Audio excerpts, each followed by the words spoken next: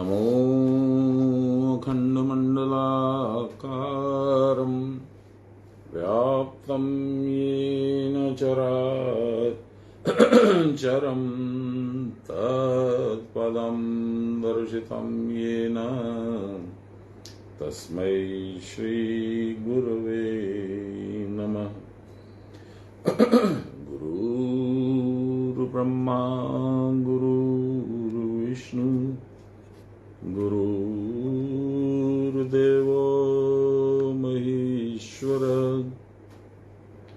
गुरुर्साक्षात् परब्रह्म तस्मै श्रीगुरवे नमः। ध्यानमूलं गुरोर्मूर्ति पूजामूलं गुरोर्पदं मन्त्रमूलं गुरोर्वाक्यं मोक्षमूलं गुरोर्कृपाम् ब्रह्मानन्दं परमसुखदं केवलं ज्ञानमूर्तिं द्वन्द्वातीतं गगनसदृशं तत्त्वमस्यादिलक्ष्यम् एकं नित्यं विमलमचलं सर्वदा साक्षिभूतं भावातीतं त्रिगुणरहितं सद्गुरुं तं नमामि सद्गुरुं तं स्मरामि सद्गुरुं तं भजामि। नमो ब्रह्मण्यदेवाय गोब्राह्मणहिताय च जगद्विताय श्रीकृष्णाय गोविन्दाय नमो नमः। मूकं करोति वाचालं पङ्गुं लङ्घयते गिरिं यत्कृपातमहं वन्दे परमानन्दमाधवं। नमो श्री ब्रह्म विद्यां योगशास्त्रे नमः। श्री गुरुचरणकमलेभ्यो नमः। श्री कृष्णाय नमः।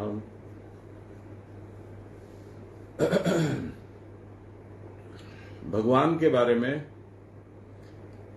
हम लोग अनेक भ्रांतियां पाल रखते हैं। पहली बात, हमें जब सीखने की समझने की उम्र थी तो न हमारे माता पिता ने प्रयास किया, न हमारी कोई विशेष जिज्ञासा थी कि भगवान कैसे हैं, कहाँ हैं, कैसे मिलेंगे, क्यों नहीं मिलते हैं, दिखते क्यों नहीं, इत्यादि। और सारे शास्त्रों में बताया गया कि भगवान को पाना बहुत आसान है, लेकिन एक ऐसा कंडीशन डाल दिया है, जगत को नहीं भूलोगे तो भगवान को नहीं देख पाओगे। अब ये तो बड़ा मुश्किल हो गया हमारे लिए। हमारी 10 इंद्रियां जगत खोजती हैं, आनंद खोजती हैं, जिसको हम आनंद कहते हैं ऐसे आनंद को खोजती हैं। तो हमको कहां से मिलेंगे भगवान? भगवान इसके परे हैं। He is away from all this. तो भगवान उसके परे हैं, तो संसार में तो भगवान ने निर्माण किया है, फिर परे कैसे हो सकते हैं? या उसकी जिम्मेदारी कैसे नहीं लेंगे? उनको तो लेना पड़ेगा। He is responsible for all creation. ये बातें हम लोगों को 7वें अध्याय में आंशिक रूप से भगवान समझा रहे हैं, जो हम लोग अभी पाठ कर रहे हैं, ज्ञान विज्ञान योग। और इसका और एक्सटेंशन हमको मिलेगा। भगवान की द्वि प्रकृति, अपरा और परा प्रकृति का हम लोग को मिलेगा विस्तार 13वें अध्याय में। और उनकी जो ये है, क्या कहते हैं इसको, विभूतियां, वो संसार में किस रूप में, कैसे श्रेष्ठतम रूप में वो हैं, वो हम लोग मिलेगी 10वें अध्याय में। तो ये बैक एंड फोर्थ जो होता है भगवान के द्वारा, मामा को प्रणाम नवेंट, ये जो बैक एंड फोर्थ होता है गीता में, एक जगह कुछ बोले, फिर वो दूसरी जगह फिर बोले, फिर तीसरी जगह फिर बोले, इसका कारण ये है कि अर्जुन उनका फेवरेट था, उनका बंधु था, उनका साला भी हो गया, बाद में मित्र भी था, बुआ का लड़का भी था, और अच्छा पराक्रमी योद्धा भी था। लेकिन भगवान को समझना इतना आसान नहीं है। इसलिए वो कितना समझता था भगवान को, ये भगवान को भी डाउट था। इसलिए उन्होंने बार बार ये बातें दोहराई, और अंत में 18वें अध्याय के 72-73 में पूछ ही लिया कि मैंने बहुत देर से तुमको बताया है, क्या तुमने सुना, क्या उसमें तुमने ध्यान लगाया, और अब तुम क्या करने जा रहे हो ये भी मुझे बता दो। तो ये फिर 73 नंबर श्लोक 18वें अध्याय का अर्जुन फिर कहता है, स्थितोस्मि गत संदेह ततुस प्रसादान मयुच्यत करिष्ये तव वचन। आपने जैसा बताया है वैसा मैं करूंगा। फिर वापस लौट के आता हूं भगवान को जानने के बारे में। क्यों नहीं जान पाते? क्योंकि बचपन से यदि हमारे घर में शिव जी की पूजा है तो हम शिव को मानते हैं, विष्णु भगवान की पूजा है तो विष्णु भगवान को मानते हैं, कृष्ण की पूजा है तो उनको मानते हैं, बाकी सब थोड़ा बैकग्राउंड में चले जाते हैं, थोड़ा पीछे हो जाते हैं। यही प्रधान हमारे देवता है। फिर बहुत तरह के देवी देवता आ जाते हैं, कुल देवी, ग्राम देवी, स्थान देवी या देवता, और हम लोग कंफ्यूज हो जाते हैं। तो भगवान ने उस कंफ्यूजन को दूर करने के लिए 7वें अध्याय को अर्जुन के समक्ष रखा है, अर्जुन के मार्फत हम लोगों के समक्ष रखा है, हम लोगों को बताया है कि मैं कौन हूं, संसार की सृष्टि कैसे हुई, और मैं संसार में तुम्हारे अंदर भी हूं, लेकिन मैं तुमसे संपर्क में रहते हुए भी संपर्क में नहीं हूं। तुम जो भी करोगे उसके लिए तुम स्वाधीन हो, तुम अपनी इच्छा से कर सकते हो, किसी तरह का तुम पे बंधन नहीं है। मेरा कोई संपर्क भी नहीं है तुम्हारे कर्मों से, मैं उसका भोक्ता भी नहीं हूं। ये सारी बातें भगवान ने बताई।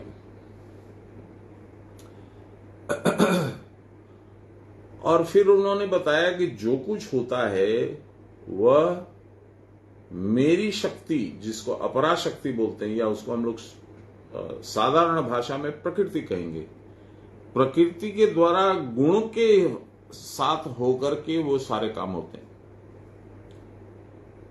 शायद यही कल के 13वें श्लोक में शायद बताया। हाँ, ये विस्तार से 14वें अध्याय में भी है, लेकिन यहां पर छोटे में उन्होंने बताया। क्या बताया?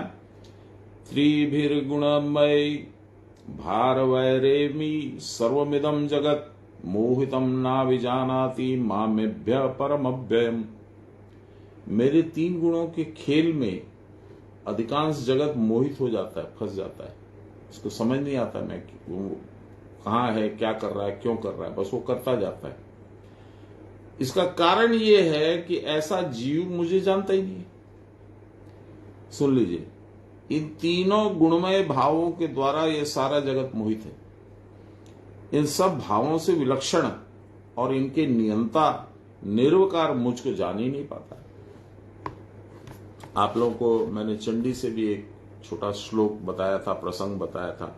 मेधा ऋषि के पास गए, ये क्या नाम है, सूरथ राजा और समाधि वैश्य। देखिए नाम में कितना इंपॉर्टेंस छिपा हुआ है। सूरथ राजा कौन है? ये सु माने सुंदर, रथ माने शरीर। तो सुंदर शरीर का राजा कौन है? मन, जो कि आत्मा का एक विकार है। ये कहां गया? तीक्ष्ण बुद्धि के पास, पराबुद्धि मेधा ऋषि। उसके साथ कौन गया? समाधि वैश्य। वैश्य माने बिजनेसमैन, लेन देन। लेकिन अब वो थक गया है, अब वो चाहता है कि मुझे अब गति मिले। तो वो जिज्ञासु होकर के ये दोनों पहुंचते हैं। और ऋषि क्या बोलते हैं? कि तुम लोग तो साधारण मनुष्य हो, जंतु जीव को भी और यहां तक कि ज्ञानियों के भी चित्त को मेरी माया भगवान की हर लेती और मोह कूप में डाल देती है, मोह के खड्डे में डाल देती है। श्लोक भी याद कर लीजिए, आपको याद होगा। ज्ञानी नाम अपि चेतांसी देवी भगवती ही सा बलादा कृष्य मोहाय महामाया प्रयच्छति। ये जो महामाया देवी हैं, बलपूर्वक आकर्षित करके इनके चित्त को मोहकूप में डाल देती है। यही उनका काम है, तुमको फंसा के रखना। यदि वो नहीं करे ये काम तो संसार चक्र घूमना बंद हो जाएगा। संसार में जो आवागमन होता है, वंशावली चलती है, कृत्य होते हैं, अच्छे बुरे निकृष्ट तीनों, वो कैसे चलेंगे? ये माया का यही खेल है। यदि इससे बचना है, ऋषि कहते हैं, तो मैं देवी के उत्तम चरित्रों का वर्णन करता हूं। चंडी में तीनों चरित्र वर्णित हैं, उनको सुनो, समझो और फिर देवी का आह्वान करो, उनसे प्रार्थना करो तो तुमको मोक्ष मिलेगा। पूरी चंडी यही है। देवी के 3 चरित्र बताते हैं, महाकाली, महालक्ष्मी और महासरस्वती। और 3 दैत्यों का वध इसमें बताते हैं। मुख्यतः जो राजा थे तीनों, पहला आपके देखिए मधुकैटभ, जो भगवान के कर्णमल से, कान के विकार से उत्पन्न हुए थे, तो ब्रह्मा को खाने का उद्यम कर रहे थे। दूसरा महिषासुर, महिषासुर, महिष माने भैंस, तमोगुणी, भय निद्रा मैथुन आहार, बस इतना ही जानता है भैंस। तो यही सारे संसार में आचरण जब हो गया तो महिषासुर का राज हो गया। उस तमोगुणी संसार से निकालना है, देवी का आह्वान करना होगा। देवी उस महिषासुर का वध करती है, सब किस्सा आप लोगों को मालूम है। और तीसरा है शुंभ निशुंभ का वध। शुंभ माने श्वास, निशुंभ माने निश्वास। शुंभ निशुंभ दैत्य कैसे हो गए? क्योंकि जैसे ही माता के गर्भ से आप निकले, आपका बहिर्श्वास चालू कर दिया गया। जब तक मां से आप वो प्लेसेंटा से, ओल नाल से जुड़े हुए हैं, तब तक आपका सांस उसी में से, नाभि में से आता जाता है, इसलिए उसका नाम सुषुम्ना से प्राण आपका प्रवाह हो रहा है।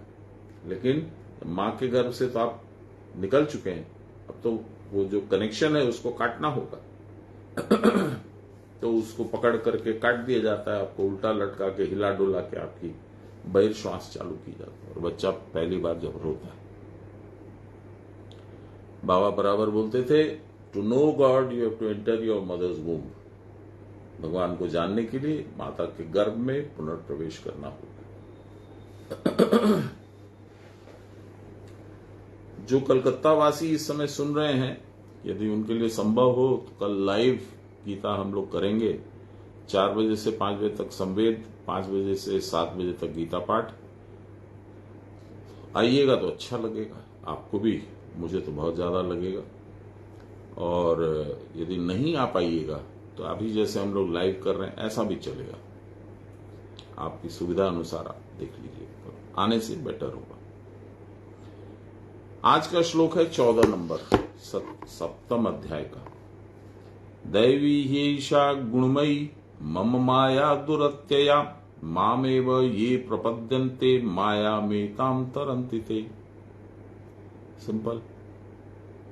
मेरी जो देवी है, ये जिसको गुणमयी माया को उनको मैं माया बोलता हूं, वह दुरत्यया है, उनको हराना असंभव है। मामेव ये प्रपद्यन्ते, जो मेरी पूजा करते हैं, मुझे मेरे सामने सरेंडर करते हैं, शरणागत होते हैं, माया मेताम तरन्ति ते, ऐसे लोगों को माया से मैं पार लगा देता हूं, माया में फंसना नहीं देता हूं। सुनिए, यह देवी अलौकिकी सत्वादि गुण विकार मयी मेरी शक्ति रूपा माया है। निश्चय ही दूसरा है, दूसरा माने उसके पार जाना बहुत मुश्किल है। जो मुझको ही भजते हैं ऐसे लोग इस माया को पार कर जाते हैं। बाबा कितनी सुंदर तरीके से, कितने सौम्य तरीके से बोलते थे। বেশি কিছু করতে নেই তো, একটু করে সাধনকে ধরে রাখো বাস। 3rd ডিগ্রি বার্ন হবে, 1st ডিগ্রি বার্নের মতন বেরিয়ে চলে যাবে, কিচ্ছু অনুভব হবে না।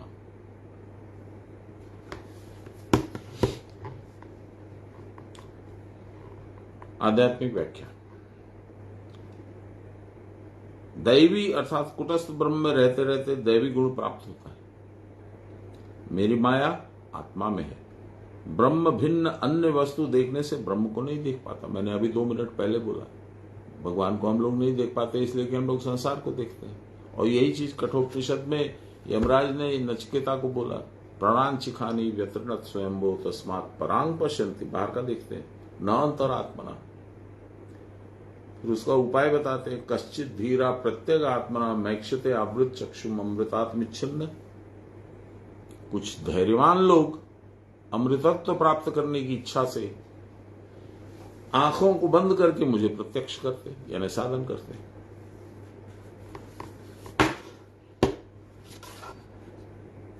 सान्याल बाबा बोल रहे हैं, नहीं अभी लाहिरी बाबा ही बोल रहे हैं, आत्मा से दूर होने पर नहीं देख पाता। जो कोई मेरी आत्मा में सर्वदा रहता है वही मेरी माया से उत्तीर्ण होता है, अर्थात क्रिया करता रहता है। प्राण के चंचल भाव से ही मैं और मेरे का बोध होता है, यही तो माया है। इंग्लिश में इसको कहते हैं me my son John, me my wife my son John, his wife, us 4 and no more, यही माया। प्राण के चंचल भाव से ही मैं और मेरे का बोध होता रहता है, यही माया है। चिर स्थिर आत्म भाव के भीतर मैं और मेरे का बोध ही नहीं होता, अर्थात वहां माया नहीं होती। यही दैवी भाव है, यही कुटस्थ ब्रह्म है। यहां मन रख पाने पर साधक को दैवी गुणों की प्राप्ति होती, अतएव फिर माया से मोहित होना नहीं पड़ता। आत्मभाव से दूर रहने पर माया को अतिक्रम नहीं कर पाओगे। जो सदा क्रिया करते हैं, आत्मा में रहते हैं, उनके प्राण की चंचलता नष्ट हो जाती, नहीं रहती। अतएव अचंचल स्थिर ब्रह्म स्वरूप को प्राप्त कर साधक इन चिर नृत्यमयी चंचल प्राण रूपा माया को अतिक्रम करता है। प्राण की चंचलता से ही मन की चंचलता है, क्योंकि प्राण के द्वारा ही, चंचल प्राण के द्वारा ही मन रूपी विकार आत्मा में लक्षित होता है। जब प्राण स्थिर हो जाएगा तो वो मन जो है आत्मा में विलीन हो जाएगा।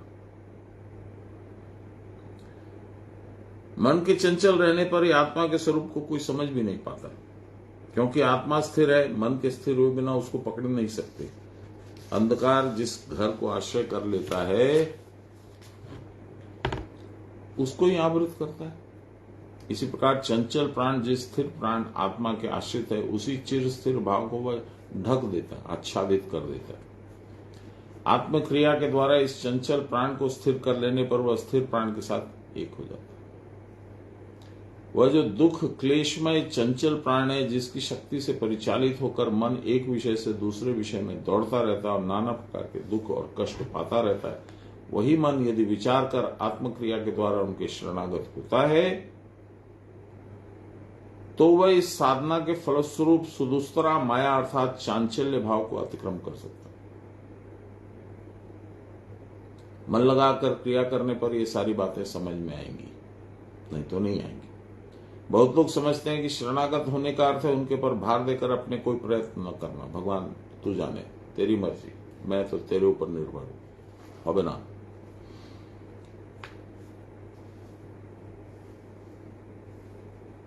यह शरणागति का भाव है ही नहीं।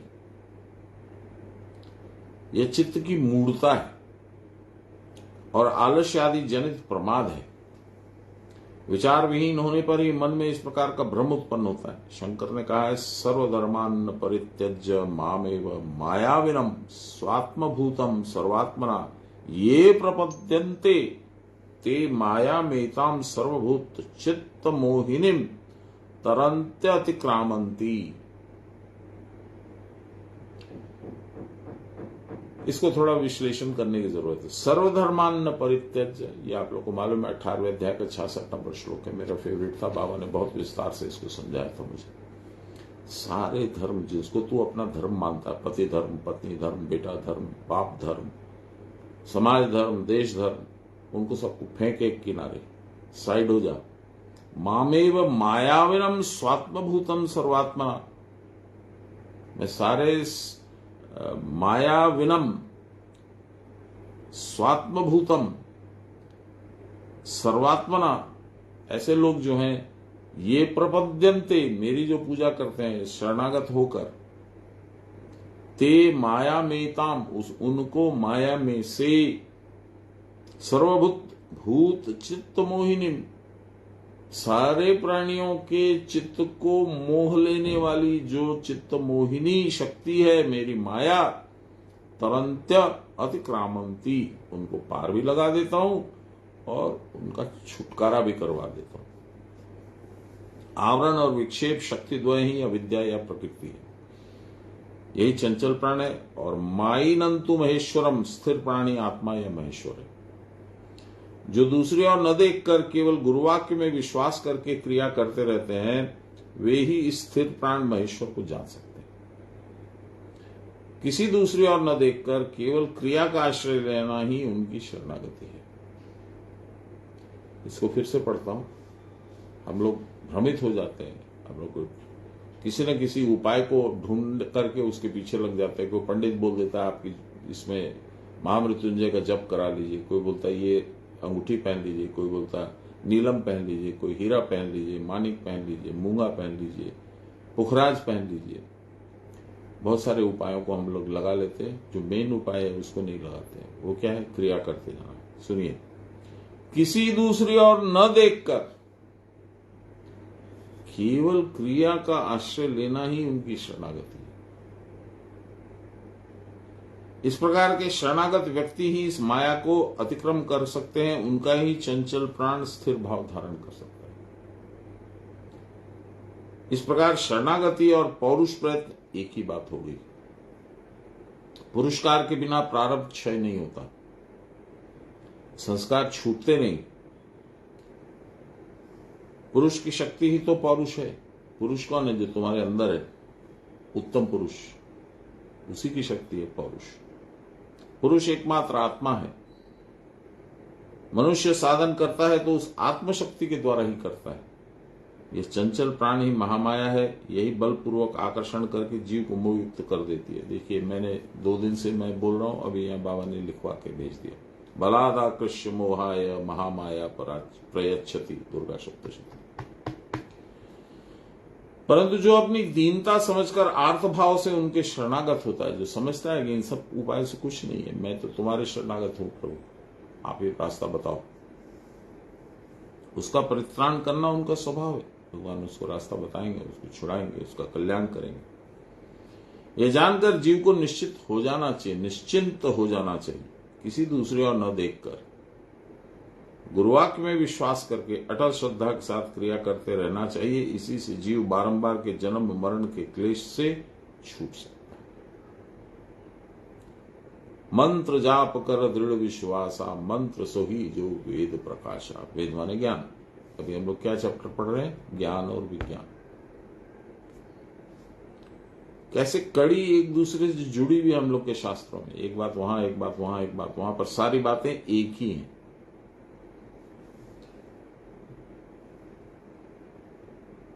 प्राण चंचल होकर सैकड़ों बंधनों में जो मन को जकड़ लेता है, मन का वह बंधन रज्जू, रज्जू माने रस्सी, खुल जाएगा, बंधन छूट जाएगा। उसके त्रिताप की सारी ज्वालाएं शांत हो जाएंगी।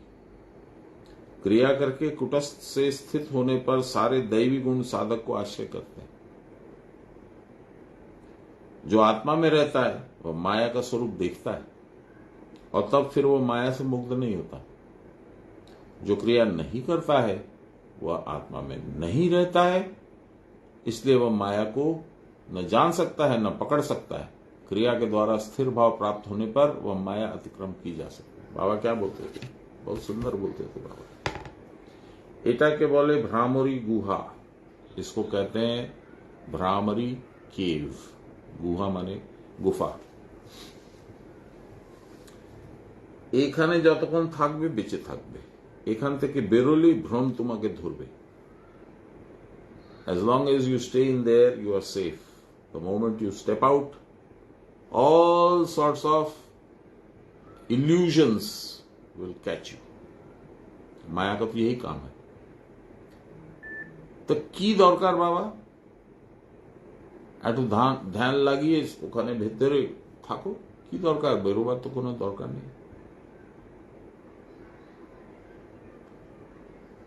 बाबा को मैं बहुत मिस करता हूं। जो क्रिया नहीं करता वह आत्मा में नहीं रहता, अतः माया को नहीं पकड़ सकता। क्रिया के द्वारा स्थिर भाव के प्राप्त होने पर वह माया को अतिक्रम कर सकता है। क्रिया छोड़ के कोई उपाय नहीं, और वो उपाय आपको बता दिया गुरुदेव ने, आपसे कोई फीस भी नहीं ली, किसी तरह का कोई आपसे कॉन्ट्रैक्ट भी नहीं किया। तो क्या चीज के लिए आप अवॉइड कर रहे हैं? अब देखिए, और आगे इसी लाइन पे भगवान क्या बोल रहे हैं, नमाम दुष्कृतिनो मूढ़ा प्रपद्यन्ते न राधमा मायया अपहृत ज्ञाना आसुरम भावमाश्रिता। पापशील, पापकर्मी, मूढ़ लोग, मूढ़ किसको कहते हैं? जो संसार में आ सकते हैं। नराधमा, नर अधम, अधम माने सबसे नीची क्वालिटी का नर, इसीलिए मरेच्छ, यवन, ये लोग नराधम है। माया के द्वारा जिनका ज्ञान अपहृत हो गया, माया ने उनको आकृष्ट करके उसको मोह माया में डाल दिया। आसुरी भाव को आश्रय करके मुझको नहीं भजते ऐसे लोग। लाहिरी महाशय इसमें 1 2 3 4 5 6 7 8 लाइन में बोल रहे हैं, इतना नहीं बोलते हैं कभी। अब देखिए, लाहिरी बाबा की बात पे हम लोग थोड़ा जाएं और समझें और समझने की चेष्टा करें। जो दुष्कृत हैं, अर्थात सुकृत नहीं है, अच्छा काम नहीं करते, भगवत भजन नहीं करते, क्रिया नहीं करते, सु माने ब्रह्म, आत्मा, उसमें जो नहीं रहते वे मूर्ख है। मैं नहीं बोल रहा हूं, लाहिरी महाशय ने लिखा है। वे मेरे चरण, अर्थात आत्मा ही चरण है, क्योंकि आत्मा ही शरीर से दूसरे शरीर में जाता है। चरण भी एक स्थान से दूसरे स्थान में जाता है।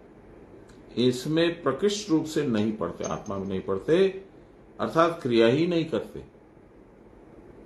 वे नर तो हैं, दे आर ह्यूमंस, लेकिन अधम है, निकृष्ट क्वालिटी के। अधम का शब्दार्थ है अ माने मणिबंध, कुटस्थ, अध माने नीचे। जो कुटस्थ के नीचे रहते हैं वे ही ऊपर नहीं जाते हैं, इसी कारण अधम है। अब इसको थोड़ा सा विशेष ध्यान दीजिए। हम लोगों ने कल ही पढ़ा था कि नाभि के नीचे है तामसिक गुण, नाभि से कंठ पर्यंत है राजसिक गुण, और कंठ के ऊपर है सात्विक गुण, और कुटस्थ के ऊपर है गुणातीत भाव। तो अधम का मतलब क्या हुआ? नाभि के भी नीचे जो चला जाता है उसको अधम कहते हैं। दे ओनली बिलीव इन भय, निद्रा, क्रोध, मैथुन और आहार, और उनको कुछ मालूम नहीं। आप और हम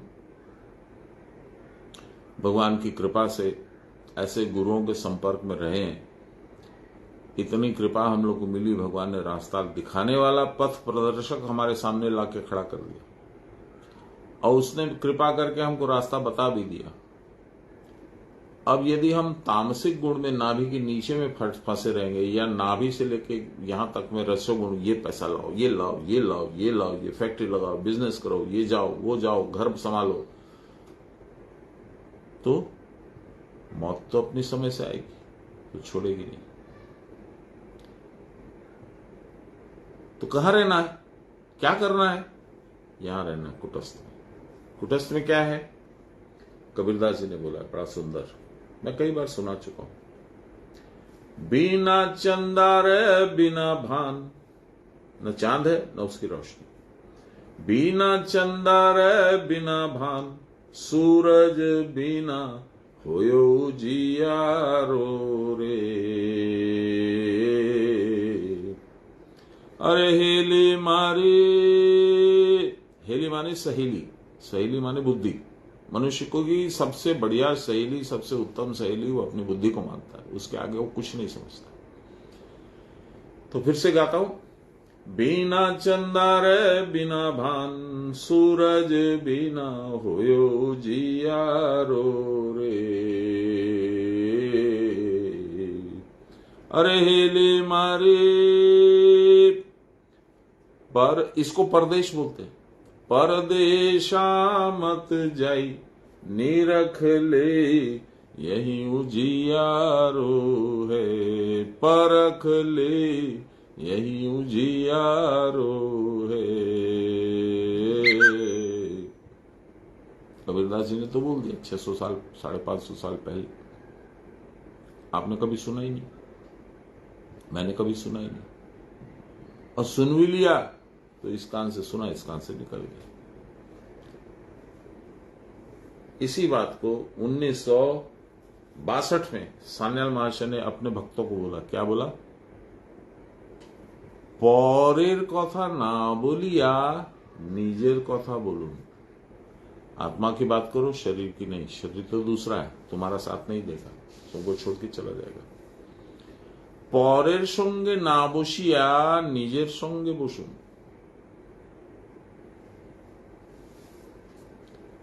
और कैसे बताएं आपको, पर माया इतनी मजबूत है, वो सुनती भी है, सुनाती भी है, पर विश्वास नहीं करने देती। हाँ ठीक है, तो लेक्चर देने का इनका काम है, इन्होंने लेक्चर दे दिया, भगवान का काम था, गीता में बोल दिया। भगवान को क्या मालूम मैं कितनी असुविधाएं फील करता हूं। मुझे तो बिजनेस में ये करना है, उसको कमा के देना है, उसको ऐसे करना है, उसको वैसे करना है। गुरुजी को क्या पता? गुरुजी तो उत्कृष्ट पुरुष है। हम लोग अच्छा बोलेंगे तो बोलेंगे बहुत अच्छे आदमी है, वो तो संत है। पर उनको क्या मालूम है मेरे को कितना टैक्स भरना है, मेरे को कैसे घर का खर्चा चलाना है, मेरी इतनी सैलरी है, इतना बिजली का खर्चा है, इतना घर का राशन का खर्चा है, कहां से चलेगा? मैं सब छोड़ छाड़ के बैठूंगा तो? इसका जवाब दिया है भगवान ने। और बाबा बहुत बार बोले हमको, 100, 150, 200 कुछ भी हो सकता है number. The times he has told me. अनन्याश्चिन्तयन्तो माम ये जना पर्युपासते तेषां नित्याभियुक्तानां योगक्षेमं भाम्यहम्। मैं तेरा भार ढोऊंगा। कंडीशन है अनन्याश्चिन्तयन्तो, और किसी भी चीज की चिंता न करते हुए ये जना पर्युपासते, जो जन मेरी उपासना करेंगे, यानी मेरे करीब बैठे रहेंगे, तेषाम नित्याभियुक्तानाम योगक्षेमं भाम्यहम्। क्यों बोला मुझे? ऐसे ही उनको पसंद था, इसलिए। गुरु कोई भी काम ऐसे ही नहीं करते, उसका बहुत लॉन्ग टर्म सोच रहती है, उद्देश्य रहता है। उद्देश्य कुछ नहीं और एक ही उद्देश्य है, आपका और मेरा कल्याण। चलिए, तो कहते हैं कुटस्थ के नीचे रहता है, ऊपर नहीं जाता। नहीं, कुटस्थ के ऊपर जाना चाहिए, ऊपर तो जाता ही नहीं है, नीचे में ही पड़ा रहता है। ऐसा आदमी नराधम है। अन्य दिशा में आसक्ति पूर्वक करके संसार को देखते हुए आत्मा में दृष्टि त्याग कर देता है। आत्मा को खोजता ही नहीं है, देखता ही नहीं है, समझता ही नहीं है। और आत्मा में सर्वदा दृष्टि रखना यह तो देवताओं का काम है। सुर उसका उल्टा अर्थात असुर के कर्म में वे नियुक्त रहते हैं। संसार को देखते रहते हैं, कैसे संसार से क्या मैं लोटा डुबा करके कितना रुपया टान लो, हुक डाल करके कितना रुपया टान लो, बस इसी में रहते हैं। सान्याल बाबा बोलते हैं, जो लोग दुष्कृति युक्त होते हैं, यानी उल्टी बुद्धि वाले होते हैं, जो गलत काम सब करते हैं, वे मेरा भजन नहीं करते। सुकृत तो वो हैं जो सर्वदा आत्मस्थ रहते हैं। मैंने बहुत लोगों को देखा है, हाँ मैं पूजा करता हूं ना। भैया क्या पूजा करते हो? हम एक हनुमान चालीसा पढ़ते हैं भगवान के सामने और उनको धूप दिखाते हैं, एक फूल चढ़ाते हैं, तो शिव जी के माथे पे एक लोटा पानी डाल देते हैं, और क्या पूजा करेंगे? बहुत हुआ।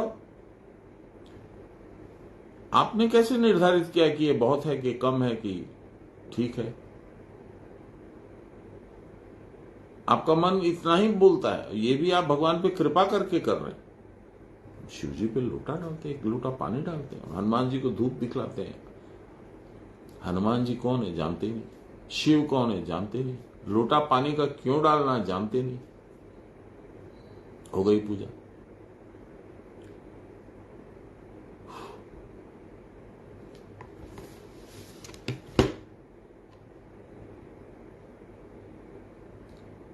जो लोग दुष्कृत युक्त होते हैं वे मेरा भजन नहीं करते। सुकृत वो हैं जो सदा आत्मस्थ रहते हैं। शिव जी एक स्टेपिंग स्टोन है, हनुमान जी एक स्टेपिंग स्टोन है। सर्व गुण संपन्न जो, जिसको कहते हैं हम लोग गुण सहित जो है, एक तो गुणातीत है भगवान, जो है वो किसी भी तरह से देखे समझे नहीं जा सकते हैं, निर्गुण। और ये है सगुण। तो सगुण रूप जो भी है भगवान का, वो स्टेपिंग स्टोन है। आपको सगुण रूप को आधार बना करके अपने अंदर की गंदगी को निकाल देना है। उसके बाद आप निर्गुण का ध्यान कर सकते हो, सोच सकते हो, समझ सकते हो, जा सकते हो। नहीं तो दिन भर आप दिन भर नहीं, हर दिन खाली हनुमान जी को एक तो धूप दिखा दिया और हनुमान चालीसा गा दिया और सोचे कि यार इतिश्री हो गई, बस खत्म। This is no puja, this is not puja at all. ये आप अपने आप को भुला रहे हैं, अपने आप को छल रहे हैं। पूजा तो वही है जिसको साधन कहते हैं, क्योंकि उसमें आप आंख बंद करके करते हैं। हनुमान जी भी नहीं दिखते हैं, शिव जी भी नहीं दिखते हैं, दुर्गा जी भी नहीं दिखती है। आप किस चीज को देखते हैं? निर्गुण ब्रह्म को देखने का प्रयास चलता है, और वो ऑटोमेटिक दिखते हैं साल 2 साल के बाद। आपका प्रयास इतना प्रबल है कि तो 3 ही महीने में दिख जाए, तो आप पे निर्भर करता है। एनीवे, दुष्कृत लोग इनके विपरीत होते हैं। ऐसे दुष्कृत या पापिष्ट लोग 4 प्रकार के होते हैं। एक, मूर्ख, जो मेरे संबंध में जिनको कोई ज्ञान ही नहीं है कि मैं कौन हूं। पशु के समान आहार, निद्रा, भय, मैथुन के सिवा और कुछ नहीं समझते। वे साधना की ओर जाते ही नहीं। They are not bothered. नहीं, हम जहां हैं ठीक है, आई एम फाइन। 2, नराधम, जो मुझको कुछ कुछ समझते हैं परंतु विषय आदि में इतना आसक्त होते हैं कि मेरी ओर आकृष्ट नहीं होते। उनको कोई इंटरेस्ट नहीं है कि मैं भगवान को और गंभीर रूप से जानूं, व्यापक रूप से जानूं। ऐसा कुछ विचार उनके मन में नहीं होता। उनकी आसक्ति या रति पाप कार्यों में विशेष रहती है। छोड़ना यार, आज वो टेंडर है, उसमें उसको ऑफिसर को इतना घूस दे देंगे, उसको ऐसा बोल देंगे, उसको ऐसा कर देंगे, अपना टेंडर हो जाएगा। वो जो अपना प्रबल प्रतिद्वंदी है ना, उसको हरा देंगे। कूटस्थ में उनकी दृष्टि नहीं रहती, मणिबंध के नीचे ही उनका मन पड़ा रहता है। वे लोग अपने नाम मात्र के लिए मनुष्य होते हैं। बहुत स्ट्रांग लैंग्वेज यूज कर रहे हैं बाबा, मैं नहीं कर रहा हूं, मुझे माफ कीजिएगा, मैं तो खाली पढ़ रहा हूं। केवल अपकृष्ट कर्म में ही वो रत रहते हैं, इसी से मनुष्यों में वे अधम है। साधन प्राप्त करके भी साधन नहीं करते, साधन प्राप्त करके भी साधन नहीं करते। तीसरा, 4 बोले थे ना, एक मूर्ख, एक नराधम, एक अब माया अपहृत ज्ञान, जिसका ज्ञान माया ने किडनैप कर लिया, हाईजैक कर लिया, माया से उसका ज्ञान अपहृत हो गया। क्या? जो लोग साधु सदगुरु के पास कभी कभी जाकर आत्मज्ञान की बात सुनते हैं, भगवान की कथा भी सुनते हैं, परंतु उन वाक्यों में कहां दोष है, कहां कुतर्क है, यही वो सब खोजते रहते हैं। जैसे मैं तिवारी बाबा के पास गया था, तो मैंने बोला ना, महाराज आप बोले एक बार कि भगवान को इच्छा भी नहीं है, अनिच्छा भी नहीं है, और अभी आप बोल रहे हैं कि भगवान की इच्छा के बिना कुछ नहीं हो सकता, तो आप अपनी बातों को मिला करके बताइए। यही कुतर्क है, यही खोट खोजने की चेष्टा है। सामने वाले का जवाब भी नहीं सुना मैंने। तिवारी बाबा ने आधा घंटा समझाया, पर जब वो देख लिया कि ये सुन ही नहीं रहा है, वो भी विषयांतर करके चेंज कर गए। उन वाक्यों में कहां दोष है? कुतर्क द्वारा भी यही सब खोजते रहते हैं। माया के आवरण से इतना आवृत रहते हैं, इतना ढके रहते हैं कि तत्व कथा सुनकर संभवतः कुछ उत्साहित भी होते हैं, परंतु दूसरे ही क्षण यदि किसी के सर्वनाश करके भी अपना कुछ लाभ होता है तो उसकी प्राप्ति के लिए दौड़ पड़ते हैं। अरे मेरा कोई ठेका थोड़ी है, उसका नुकसान होता है तो होता है, मुझे तो मिल रहा है। आजकल के वकील लोग ऐसे ही हैं, मुवक्किल से पैसा ले लेते हैं और सामने वाले को बोलते हैं हमको कुछ दे दो ना, तुमको जिता देंगे, उससे भी लेते हैं पैसा।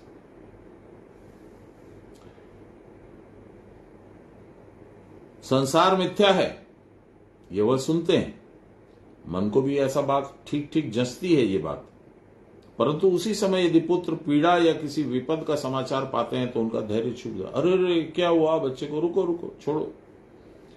संसार, हाँ, विचार नहीं रह जाता।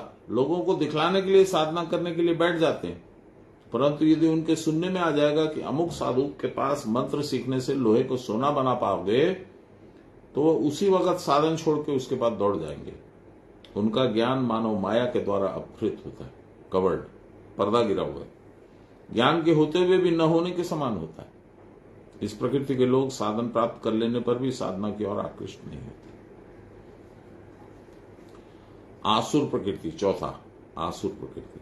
आसुर प्रकृति आप जानते हैं, सुर माने देव, असुर माने अदर देन देव, असुर राक्षस। ये लोग अत्यंत अभिमानी, स्पर्धी होते हैं। वे जानते हैं कि इस प्रकार का साधन करने पर कल्याण होगा, परंतु वे सदगुरु के समीप नहीं जाते। वहां जाने पर उनके सामने तो सिर झुकाना पड़ेगा। अरे मैं साहब, मैं सूट वाला, मैं मर्सिडीज गाड़ी में चलने वाला, वो बाबा का घर गली में है, गंदगी बहती है नाले में, लिफ्ट भी नहीं है, मैं वहां नहीं जाऊंगा। मेरे जैसा उत्तम प्रकृति का आदमी ऐसी जगह में क्यों जाए? मैं नहीं जाऊंगा। और फिर वहां जाके उनको प्रणाम करना पड़ेगा। ये सब सारे मेरे भाव थे, मुझे कोई दिक्कत नहीं है एडमिट करने में, ये मेरा भाव था। नहीं जाता था मैं गुरु लोगों के पास, बाबा के पास भी नहीं गया। तिवारी बाबा के घर में जब भागलपुर में, उसको क्या कहते हैं, तिलका मांझी, उस एरिया को तिलका मांझी कहते हैं, तिलका मांझी में तिवारी बाबा का जो घर था, वहां जब ससुर जी ले गए, 2 गाय बंधी हुई थी। अब सीढ़ी से जैसे चढ़ने का रास्ता, वहीं बाएं साइड में गाय बंधी हुई थी। जैसे हम पहुंचे, एक गाय गोबर करने लगी, दूसरी पेशाब करने लगी। मैं बोला ये कहां मैं फंस गया। नाक पे उंगली डाल करके भागा मैं सीढ़ी पे चढ़ के। ये भाव होता है, ये विचार होता है, मनुष्य इससे ऊपर जा ही नहीं पाता है। देखिए बाबा क्या बोलते हैं, आसुर प्रकृति। सदगुरु के समीप नहीं जाते, वहां जाने पर उनके सामने सिर झुकाना पड़ेगा, ये उनको सहन नहीं होता। वे किसी के सामने छोटे नहीं हो सकते। मैं तिवारी बाबा के बराबर कुर्सी लगवा के बैठा था, आप लोगों को तो बताया। सब बोले बैठ जाओ बेटा बैठ जाओ। अब वो नीचे दरी भी गंदी थी, चटाई भी थी, वो भी थी, कुछ फटी भी थी ऐसे। तो मैंने कहा यहाँ कहाँ बैठूंगा, मन ही मन सोच रहा हूँ। बाबा को सब पता था। तिवारी बाबा बोले ओ मनोरमा, हरि का जवाई है, नीचे कहाँ बैठाओगी, कुर्सी ला के दो उसको। मनोरमा दीदी मेरे लिए कुर्सी लाई, बाबा के बराबर वाली कुर्सी वहां लगा करके मैं एकदम जम के अपनी प्रतिष्ठा में बैठा। अहंकार का इससे बड़ा खेला क्या होगा। शर्म आती है मुझे, पर जो यथार्थ है वो है।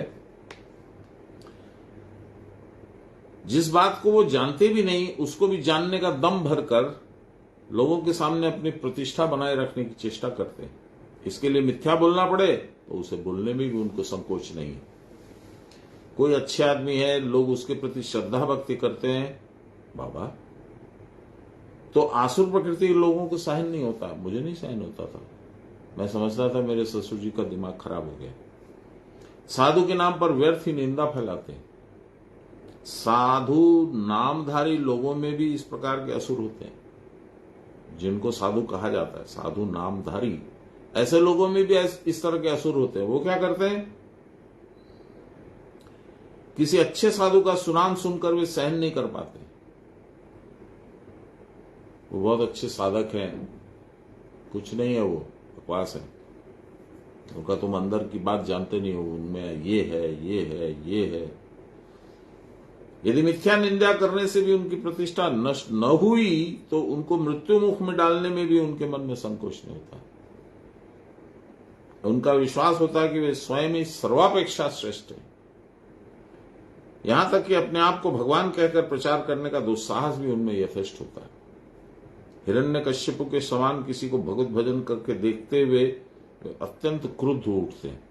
कुछ कुछ लोगों को रावण के समान पूजा और तपस्या का आडंबर भी बहुत होता है, परंतु जितने प्रकार के दुष्कर्म होते हैं उन सब को उनको करने में कभी पीछा नहीं देखोगे। असुर तो वह है जो सुर या देवता लोगों के विपरीत है। आत्मा को सदा लक्ष्य में रखना देवता का काम है और असुर का काम है आत्मदृष्टि से शून्य होना।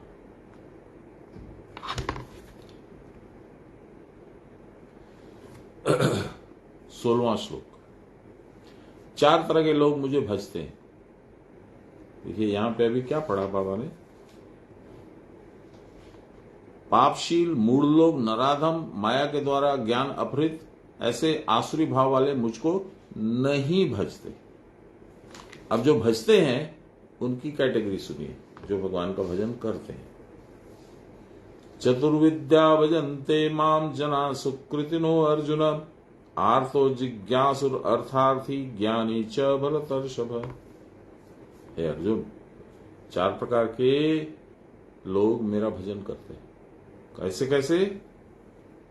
आर्तो, इसको कोई तकलीफ है, जिज्ञासुर, इसको कुछ जानना है, अर्थार्थी, पैसा चाहिए, और ज्ञानी।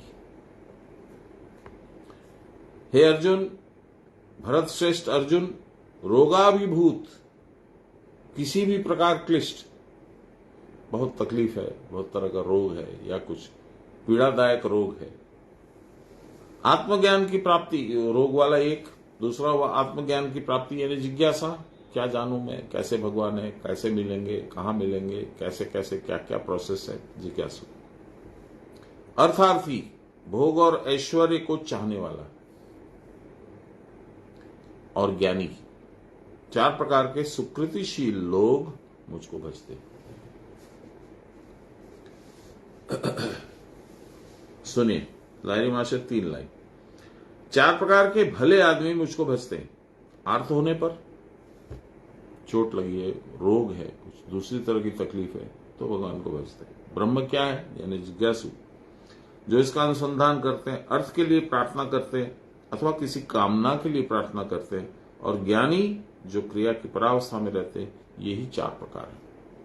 लारी माशे ने बताया। सान्याल बाबा बोलते हैं, यद्यपि प्रथम 3 प्रकार के भक्त सकाम होते हैं, उनकी इच्छा है, मुझे जानना है, ये भी एक इच्छा है, मेरा रोग ठीक हो जाए, ये भी एक इच्छा है, और क्या अर्थार्थी, पैसा, ये तो इच्छा है ही। यद्यपि 3 प्रकार के भक्त सकाम होते हैं तथापि वे सुकृतिशाली होते जाते हैं, तो भगवान को ही भजने हैं।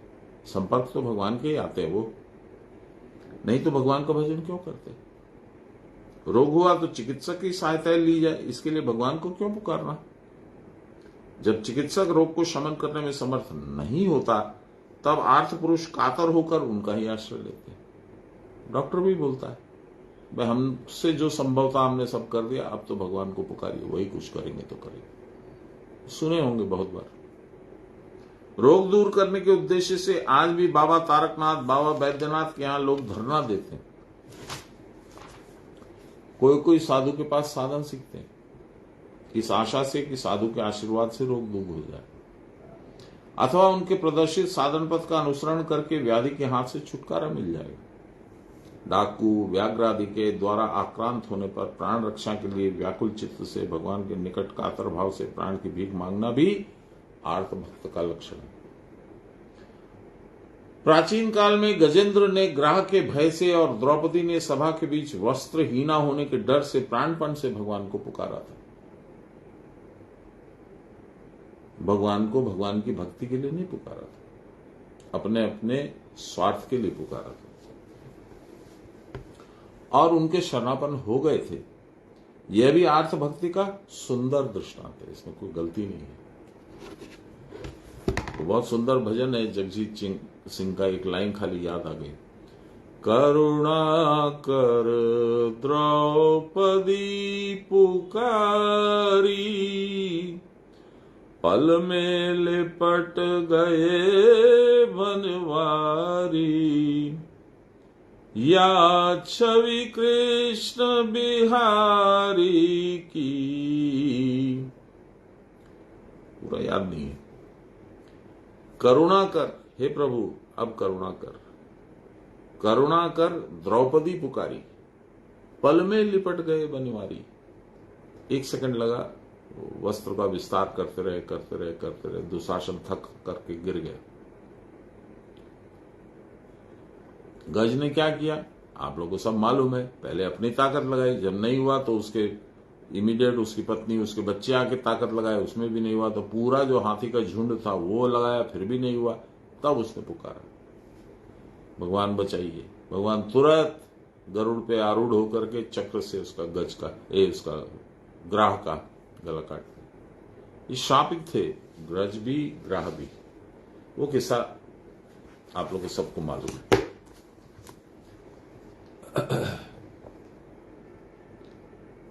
तो द्रौपदी का और गज का जो भगवान को पुकारना था, भवरोग से कातर होकर भी,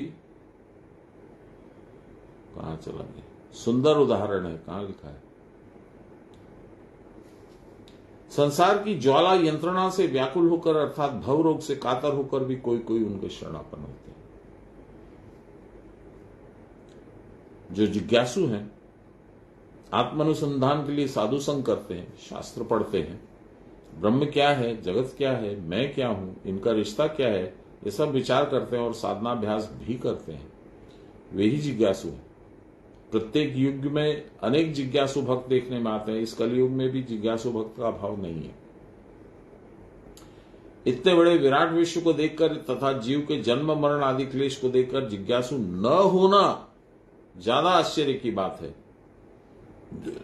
अर्थात की पैसा चाहिए, भोग और ऐश्वर्य के लिए भगवान का भजन करते हैं, इनका भी भगवान के ऊपर खूब विश्वास होता है। समस्त विश्व के प्रभु, सारे कर्म फल के विधाता स्वरूप भगवान के ही वे शरणापन्न होते हैं। उनका दृढ़ विश्वास है कि भगवत सेवा के द्वारा उनके सारे अभिष्ट प्राप्त हो सकते हैं। उनका दृढ़ विश्वास है, इसमें इतना विश्वास उनको होता है कि विचार की कोई आवश्यकता नहीं रहती। शास्त्र और गुरुवाक्य के प्रति उनके मन में कोई अविश्वास नहीं पैदा होता। शास्त्र निर्दिष्ट समस्त व्रत नियम पूजा पाठ आदि का पालन वे एक एक करके करते रहते, यह उनकी विशेषता है। परंतु अब भी एक भाव यह नहीं आता उनके मन में कि भगवान के लिए ही भगवान की पूजा करनी चाहिए।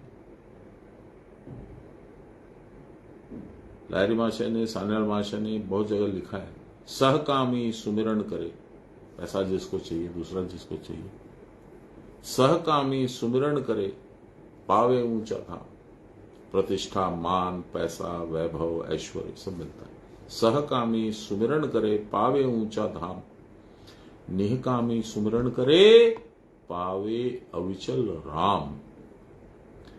सहकामी सुमिरन करे, फिरी फिरी आवे जाए, निहकामी सुमिरन करे, आवागमन नशाए।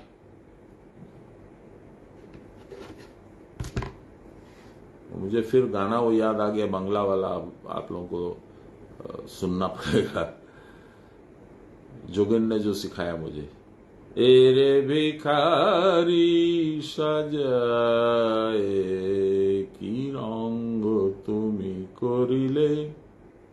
मुझे भिखारी बना के तुमको क्या आनंद आया, क्या मजा किया तुमने। हे प्रभु, ये क्या किया तुमने, क्यों किया। मैं जब भी जहां से जो भी इकट्ठा करके लाता हूं तुम छीन लेते हो। मैं बार बार आता हूं, बार बार जमा करता हूं, तुम आके बीच में मैदान में ऐसा कुछ नाटक करते हो कि मेरा सारी संपत्ति मेरी चली जाती है। भिखार धोना होरीले। ऐसे लोगों को सद्बुद्धि देने के लिए भगवान हंसते हैं। ये उनके कल्याण का मार्ग प्रदर्शित करने वाली एक्टिविटी है भगवान की। क्या करते हैं। ओ गो महाराज बड़ो भय भय। डरता डरता मैं तेरे घर में आया प्रभु। एलो से एलो तुम्हारी आलो। मैं तुम्हारे घर पहुंच गया, तुम्हारे लिए मैंने भक्ति करी। तुम्हारी ही भक्ति मुझे सर्वप्रथम कर लेनी चाहिए थी, नहीं करी। पहले भिक्षा मांगता था, द्वार द्वार फटकता था। औधी को आसों ने आधा आसन को जगह देके तुमने साइड होकर के मुझे वो आधे आसन पे बैठाया। औधी को आसों ने एरे डेके लोई निजो माला दिए बोरिले। एरे भिखारी সাজায়ে কি রঙ্গ তুমি করিলে। হাসিতে আকাশ ভরিলে রে ভিখারি সাজায়ে কি রঙ্গ তুমি করিলে। बहुत सुंदर है, एकदम मेरी कहानी है ये।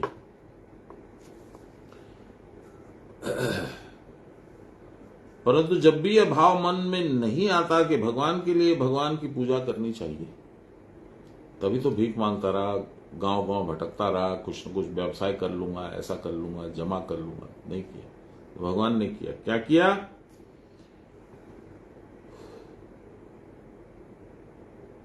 भगवान के लिए भगवान की पूजा करनी चाहिए, केवल उन्हीं के लिए उनसे प्रेम करना चाहिए। भगवान के पास लेने देने के सिवा और भी कुछ प्राप्तव्य और ज्ञातव्य है, वह हमारे प्राणों के प्राण हैं, वह हमारे सर्वस्व हैं, हमारा मैं वही है।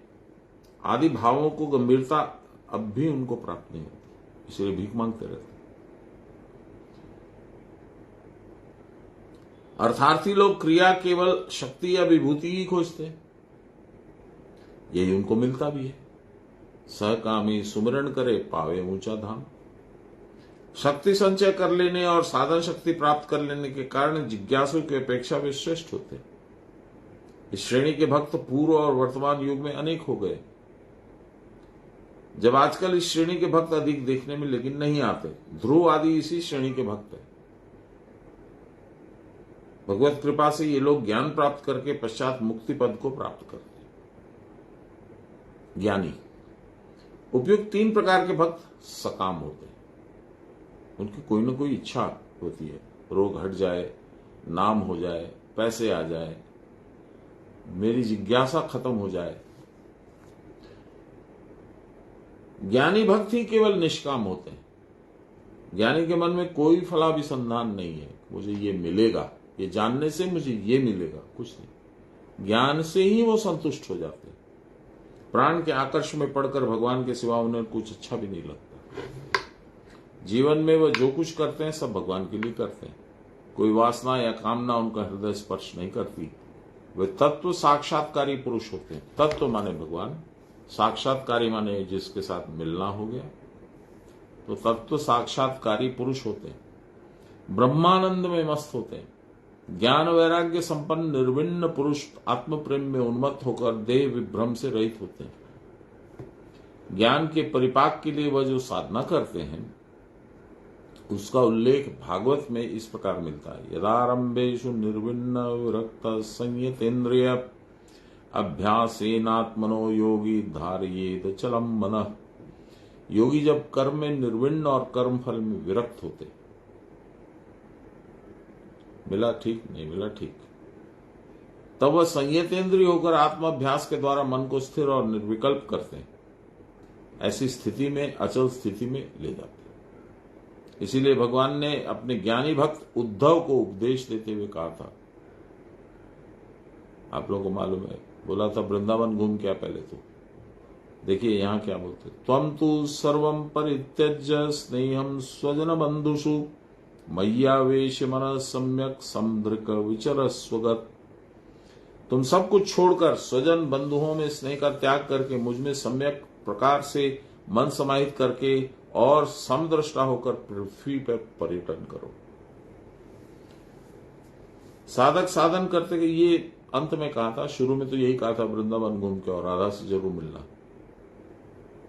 साधक साधन करते करते क्रिया के परावस्था में जब अपने मन को पूर्णतः लीन कर देता है और उस परम स्थिति के सिवा उसके मन में वैषयिक लाभ हानि की कोई तरंग नहीं उठती, तब उसको जीवन्मुक्त पुरुष कहते हैं।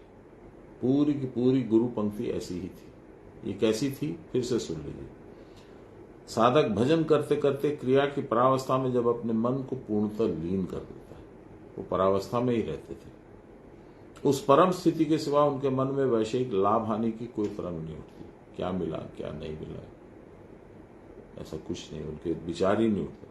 तब उनको जीवन मुक्त पुरुष कहते। ये जीवन मुक्त पुरुष ही उनके ज्ञानी भक्त हैं। नारद, वशिष्ठ, शुक, सनकादि ज्ञानी और उद्धव, प्रहलाद आदि भक्त साधक सभी उनके ज्ञानी भक्त हैं।